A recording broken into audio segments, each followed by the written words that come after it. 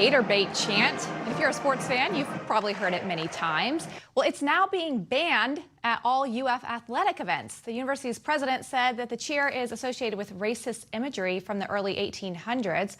Well, our next guest, who is a leading Republican congressional candidate in Florida, is pushing back against the decision, saying political correctness has gone too far this time. Please welcome Judson Sapp. Judson, good to see you. Good to see you. Thanks for having me. All right, Judson. Yeah, I was going to say, just explain this. I got to admit, I went to a Division III school with no football, so I'm a little out of my element here. But tell me, what's the issue at hand?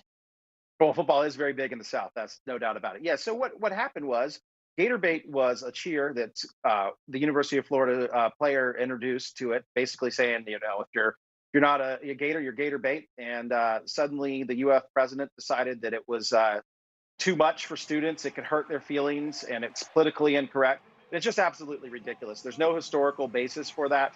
The cheer itself is not racist at all, and we just have to take things into context. We've got political correctness run amok.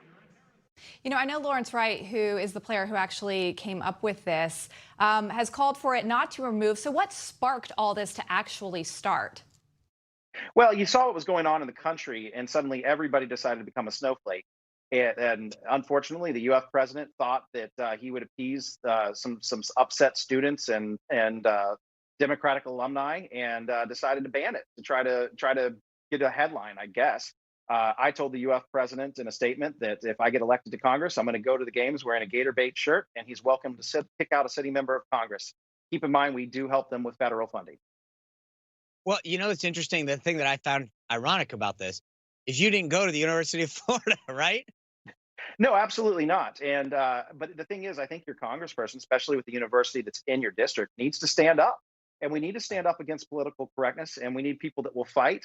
And I don't think it matters what school you do. We printed about 2,000 yard signs because of this. And we had people all over the district requesting them. We did Gator bait yard signs.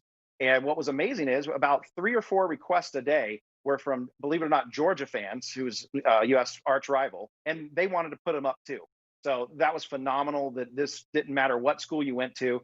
It's just an attack on free speech, and people wanted to get rid of. People don't like political correctness. Yeah, that's right. And I think we've seen a lot of times, even what happened with Goya, it has the reverse effect where people actually want to buy more. And we're hearing that here, too, as well. I know that recruiting is a big issue a lot of times for these universities. Do you think this will have any effect on that? I think it'll have a more of an effect on the alumni base, who are not going to want to contribute to it. So, and I know that they've had a fall in money coming in as a result of this, and I do think that as a result, the university will suffer some from recruiting too. Judson, let me ask you this: you're running for Congress in a Republican primary. The NRA got sued yesterday by the New York Attorney General. Is this going to be an issue for you and the people that you're seeking to represent in Florida?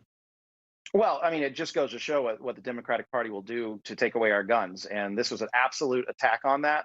It's despicable. I am a huge fan of the Second Amendment. I will fight hard for Second Amendment rights. I was lucky enough to get endorsed by Dana Lash. So, I'm going to fight hard and to make sure this doesn't happen anywhere else. And that's all I can do. All right. We'll have to see if it is a big issue come November. Judson, it's so good to have you here. Thank you so much for having me. All right. Well, coming up, it's our company quiz. I missed it last week, but I'm back. Stick around and play along with us and see if I can reclaim my title. We'll be right back.